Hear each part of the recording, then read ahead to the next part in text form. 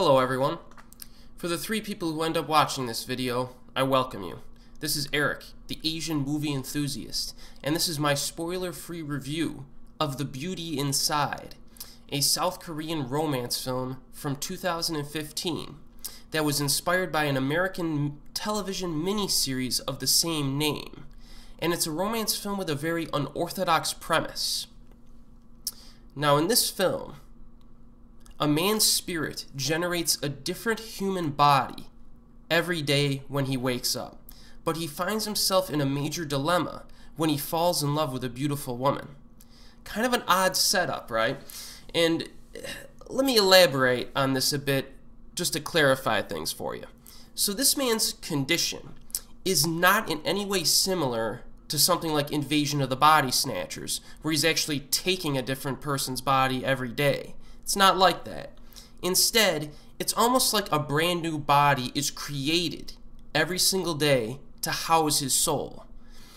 So one day, he might be a 25-year-old man.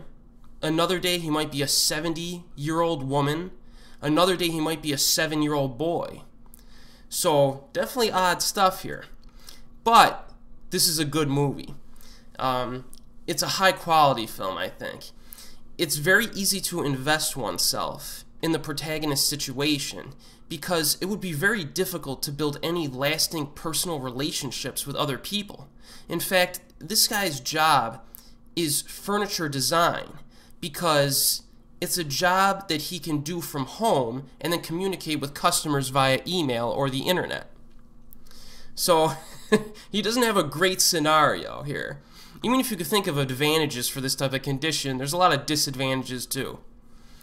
So this film not only fully develops his character, but it gives equal attention to his girlfriend and how a woman could possibly cope with being in a romantic relationship with someone whose appearance changes completely on a daily basis.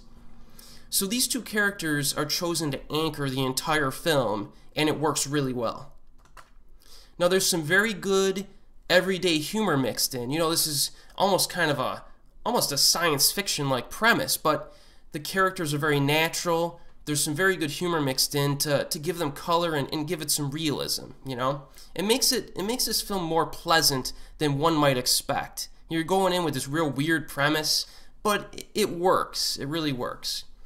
At times, there's some very slight dramaticism, melodramaticism to it, but it's tempered very nicely. It doesn't go overboard. And the tone is very realistic and romantic, which is important for a romance. Now, this bizarre premise allows for a number of different actors and actresses to contribute because you need a different actor to play the main character every time a day passes. Every time, like, the allotment of time in a day passes in this film, you need a different actor to play this guy because his body changes, which makes it really interesting to watch.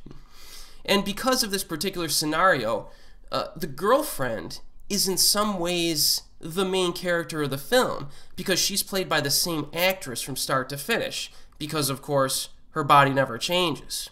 She's a normal person, I guess, so to speak.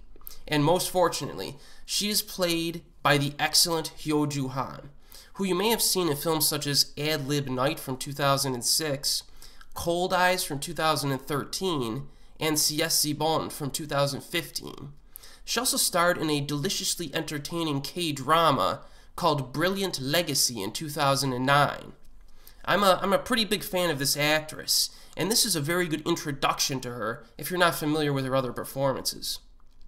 Now, a few online reviewers that I've read have complained that topics such as discrimination and other social issues were not covered by this film much. So, for example, at one point, the main character's body is that of a Japanese woman.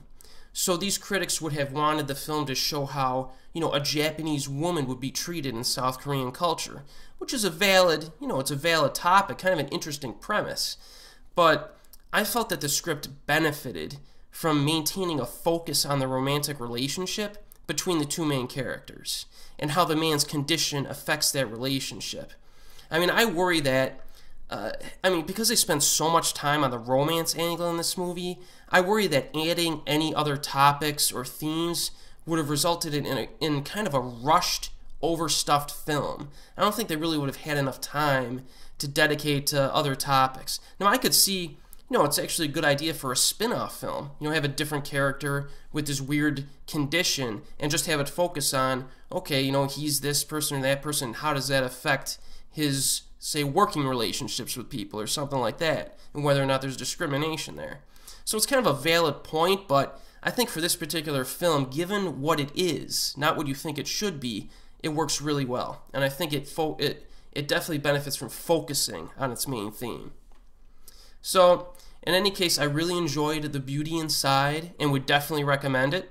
It's currently available on Region 3 DVD on Yes Asia with English subtitles, but it is getting a wide DVD release in the United States on February 2nd, which is about a week from now. So feel free to check it out if you're in the mood for a romance film that's a bit different. It's always nice to see movies that are a bit different, and the quality here is good enough to where it really warrants a viewing and your attention. So check it out, and as always, we'll see you next time.